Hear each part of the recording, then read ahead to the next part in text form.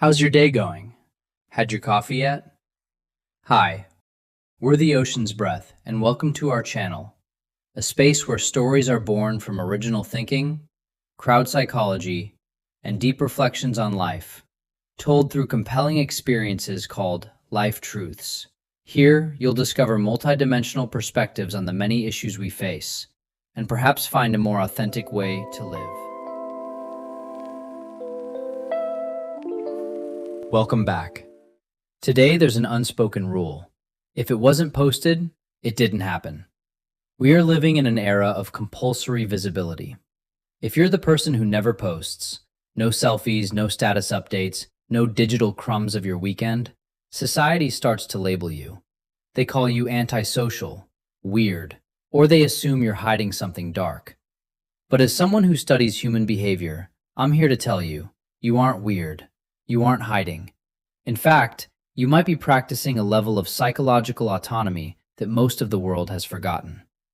Social media is a 24/7 performance stage. While the crowd is busy perfecting their roles, your choice to exit the theater isn't an act of cowardice. It's a declaration of self-sovereignty.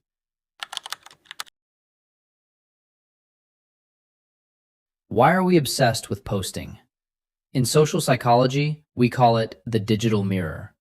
We post to see ourselves reflected in the eyes of others. But for the invisible person, the mirror is replaced by a window. Back in 1996, psychologist Jennifer Campbell introduced the self-concept clarity scale. She found that people with high clarity don't need the outside world to confirm who they are. Think of your psyche like a house. Most people today build glass houses. Every room is exposed to the street for passers-by to judge.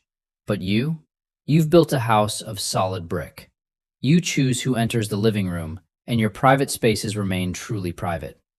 When you don't post, you are refusing to be pixelated. You refuse to break your identity down into bite-sized data for strangers to consume. This is the definition of internal validation. Your value isn't a stock price that goes up or down based on the market of likes. The philosopher Michel Foucault wrote about the panopticon, a prison designed so that inmates never know when they are being watched, so they behave at all times. Social media has turned the world into a voluntary panopticon. When you post, you invite the digital jury to judge your face, your meal, your vacation. You start to perform for the camera. You lose the innocence of the moment. The people who don't post are often the ones who have mastered mindfulness.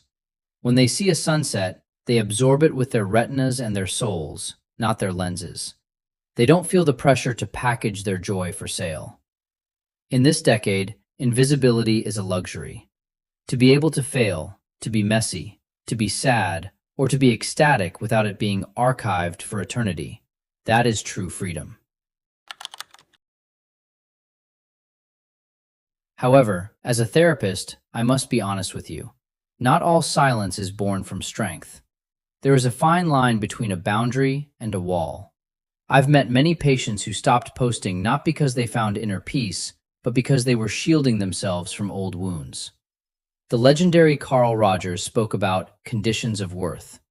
If you grew up in a home where love was conditional, where you had to look perfect or act successful to be accepted, you learned early on that being visible has a high price. Some of you are protecting something beautiful, but others are hiding because you feel unworthy of being seen. A boundary says, "This is mine, and I choose not to share it." A wall says, "I am afraid of what you will do if you see the real me." Ask yourself, are you keeping a secret for yourself, or are you keeping a secret from yourself? We must talk about the attention economy. Social media platforms are designed to exploit our biological, social comparison instinct.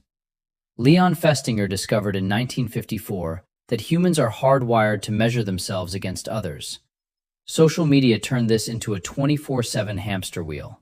By not posting, you are performing an act of psychological resistance. You are refusing to become a product. You are refusing to feed the envy of others. Research from Georgetown University found that reducing social media usage can be as effective as therapy for many. Why? Because it stops the noise. You are not missing out, FOMO. You are opting out. You are reclaiming your cognitive energy to build real-world connections, people you can actually touch, smell, and hug. My dear viewers, the world doesn't need more noise. We are drowning in images that are high definition but low substance. If you are the person who chooses to stay quiet online, wear that choice with pride. You are preserving the most precious part of being human, your interiority. You don't need a million eyes to see you for you to be radiant. You don't need a digital record of your happiness for that happiness to be real. True power isn't measured by how many people see you, it's measured by how comfortable you are when no one is looking. Your silence isn't a flaw, it's power. If this speaks to you, comment.